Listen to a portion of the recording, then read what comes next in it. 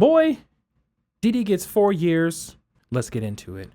Let us commence. Terrified to suffer, I let go of the leather as I drift toward the shoulder. All right, so this is what we're dealing with. We are dealing with the Diddy sentencing. 4 years in prison. Human trafficking. Girlfriend did some weird stuff on him. There's this video I really wanted to, I guess not did stuff weird on him, but there's this video I wanted to watch that really personifies what happened with the whole diddler situation. Here we go. Jane and Cassie Ventura have been through abuse and trauma, and we couldn't imagine a great modern love story, which was something that was said during Mark Agnifalo's closing arguments, where he compared Cassie Ventura and Sean Combs' relationship to a great modern love story. And that's where even the jury started laughing at that moment. I was in the courtroom. Great modern love story. She's talking about Willis. He said that. So the judge is bringing up multiple instances in which he does not agree with the arguments that Combs' team was made. But again, this is a big blow to the prosecution, Laura, who wanted more than 11 years for Combs. All right, Chloe, stand by there. I want to go now to Kristen Gibbons-Fedden, a former prosecutor, someone who worked. So we got 2 counts of transportation to engage in prostitution. 4 years, 2 months in prison, 5 years on supervised release, $500,000 fine. All right, so like as a music consumer, as a human being, this is weird stuff. 2 counts of transportation to engage in prostitution. I don't know if you followed the trial or not, but there is so much like weird speculation about like what he really was being charged for. And that was something that I was like, okay, so they were saying baby oil, and then they went through his house and they slipping through the floors and the tubs, and Johnson & Johnson's going out of business, and there's a joke, and he's the diddler and all this stuff. I'm like, well, what is he actually being charged for? So I'm so glad, like that the prosecution got their stuff together to such a degree, because everybody was talking, even DJ Academics and stuff early on was talking about how Diddy might walk, right? He might get out free and clear. And a lot of people were thinking he was going to go to jail for the rest of his life for crimes against humanity. He's a American terrorist. He is responsible for everything bad that's ever happened in Hollywood. He was the host of parties where they drank children's blood. That's what I heard. But we have 2 counts of transportation to engage in prostitution. 4 years, 2 months in prison, 5 years on supervised release, $500,000 fine. First of all, let's talk prison. Because, oh my gosh. Oh my gosh. Oh my gosh. Oh my gosh. Let's talk about it. Prison. What are we talking about? Oh, I got this close up. So, prison. My knowledge of prison starts and ends with, a family member going to prison for life.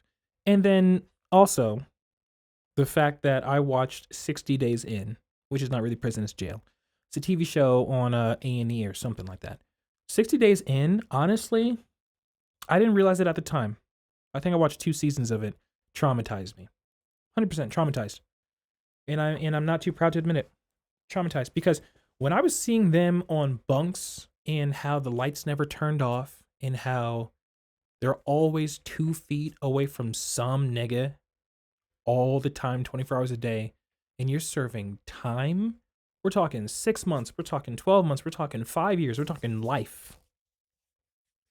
Pooping in public for life, peeing in public for life, sleeping with lights on a metal bunk right next to some smelly dude you don't know who probably deserves to be there. Not saying that you don't deserve to be there if you're there, but who deserves to be there. I'm like, boy, like, couldn't be me.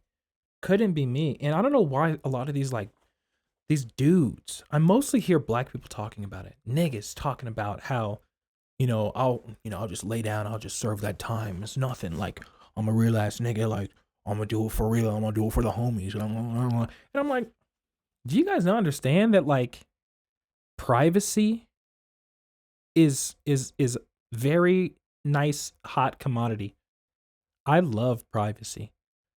If you have the privilege of having your own room, that's unheard of in prison. Like, unless you're in solitary confinement, which if I ever went, I would spend all of my time in solitary because I'm not doing general population next to smelly niggas. That's me. But that's my knowledge of prison. Like, 60 Days In, if you haven't seen the show, great show. Great show. Traumatized me for sure. Let's get back to this Diddy action, I guess. Diddy action. Let's see what it's talking about. Hard to prosecute Bill Cosby. And Kristen, I want to ask you how our viewers should make sense of this sentence. Obviously, it's not what prosecutors had asked for. It's not what the defense team had asked for either. He's going at great length now to talk about the survivors, talk about the victims, and call them brave survivors who came forward. He wants to make it clear he doesn't think that this was a great modern love story. How do you think survivors should make sense of the sentence that this judge has just handed down, Kristen? I think it's complicated, right? For victims, I think this is very complicated. On the one hand, it is validation, as you kind of pointed out. The court rejected the idea that these were consensual relationships. The court explicitly recognized Cassie, Jane, and any others and said that their trauma was real. And I think that that acknowledgement matters in ways that can't really be overstated. You know, again, someone who has worked Can be overstated. in the field alongside survivors. It is not only just about the number. It is not only about the charges. It's about the recognition. And from this period all the way back to when the conviction was, I'm certain that Cassie and many others in the survivor community felt that their trauma was being somewhat silenced or masked because Cassie knew that it was about force and coercion, but the charges and the convictions didn't really line that up. And that's exactly what I was talking about. That's exactly what I'm talking about.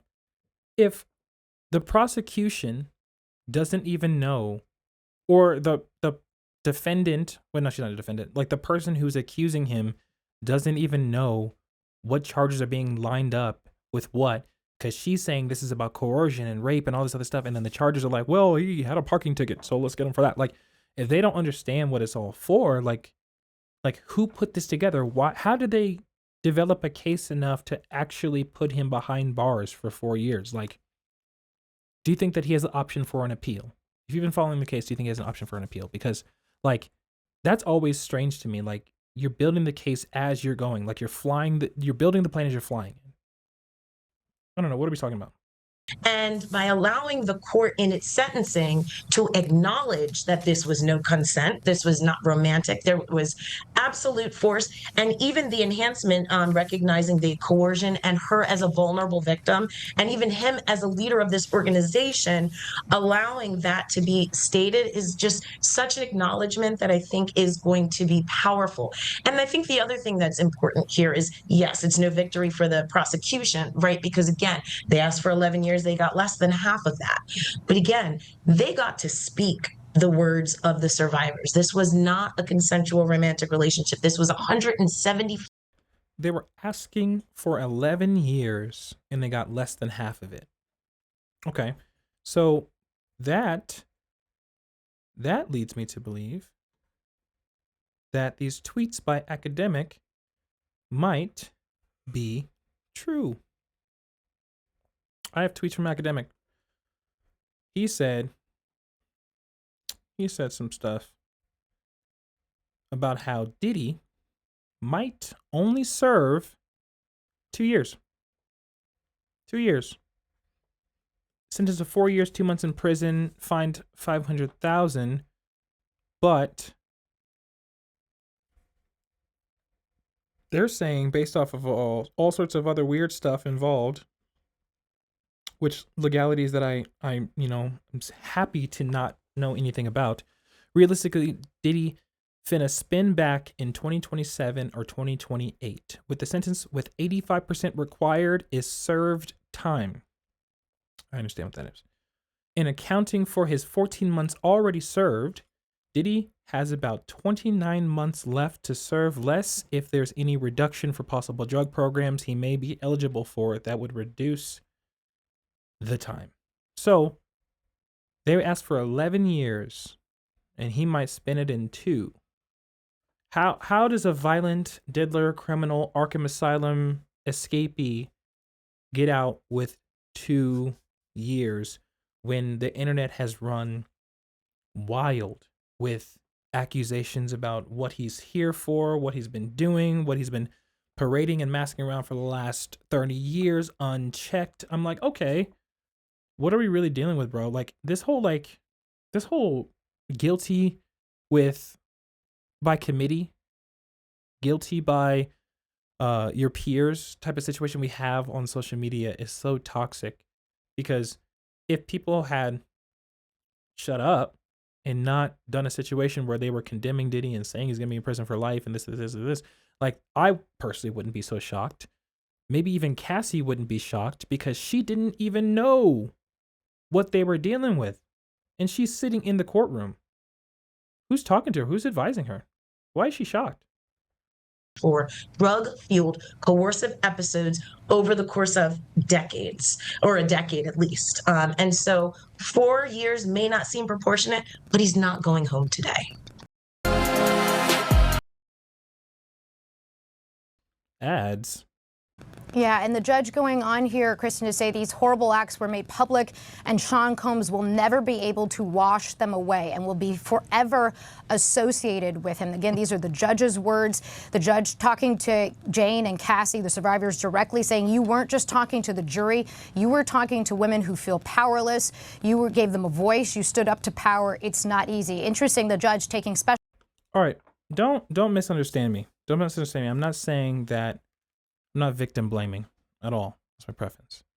But hear me out. How does our legal system justify using the court of public opinion against their defendants? And that's exactly what that statement really means. This is something that Diddy will never be able to wash away off of his record. Wash away.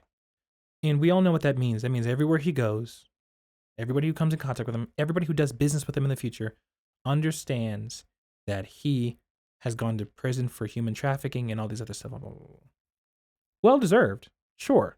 But I've seen so many other situations where human trafficking and rape allegations and everything else that you're saying, I guess maybe, I don't know if the live's gonna mess up if you say like that word or whatever, but you know, we're still small. But like you do all this stuff and then it found out the guy is not guilty. And he still suffers the consequences of the court of public opinion. Like, if somebody, the right person, says that you did something to them, there's nothing you can do. So, how do we feel about courts, judges weaponizing this same tool that has no checks and balance? Personally, I don't feel very good about it. Personally, I don't like the optics of it. I don't like what that says, that they are. And that might have been why at the beginning of the trial, they were talking so much about baby oil and talking so much about like other stuff that he was engaging in, because it's about the smearing his name in the court of public opinion. Like, so society, regular society understands that we don't want him around anymore, whether he's guilty or not in a real court of law. We don't want him around. And I don't like how that sounds. I'm not a big fan of that. Special care after handing down this 4-year sentence, again, short of what the prosecution had asked for, to take such a great pains to address the people clearly who are listening, not just in that courtroom, but around the world, about whether they should come forward with claims like this. Chris, I want to ask you, this is the criminal case, which is now over. What happens with the civil claims for women who have brought a number of different claims against Combs for acts that the prosecutors had essentially accused him of here? Yeah, absolutely. The civil claims are still going to be alive, and they are going to be important. Keep in mind, with the criminal cases, the prosecutor has to prove the conduct beyond a reasonable doubt, right? And the fact that he was acquitted of the elements, the sex trafficking regarding the force, the fraud, the coercion, it doesn't mean that that couldn't potentially be proven by a preponderance of the evidence, which is the lower standard. And that's the standard by which the litigators, the plaintiff's attorneys, or the attorneys representing the other survivors will be able to have to prove. And that's my point. Right there. That's my point. So he was acquitted of the sex trafficking, acquitted of the coercion, yet he's not done with it yet. Like, it sounds like they're gonna still try and make something stick. I'm like, okay, we've been going over this trial for a year and a half. I'm like, bro, do your job. Do your job. Like, obviously, I'm not a lawyer. I haven't passed the bar exam. Whoop. But I understand hard work, and I understand research, and I understand what can you find besides like new witnesses getting the courage to come forward? What could you find in a year and a half worth of research and preparation, high publicity case? What else are you finding beyond that? What you've already found? What are you finding? What are you looking for? It's not that I'm on his team. It's not that I'm on his side. I'm on his side of like, okay, like, let's get it over with. Like, is he going to prison for life or what? Or do you have something legitimate that you're going to stick him with? Or do you not have something legitimate? Like, what are we talking about? I don't understand. What are you thinking? Diddy's been sentenced to 4 years. $500,000 fine. Okay. That's what we have. That's what we're going for. That's the story, and we're sticking to it.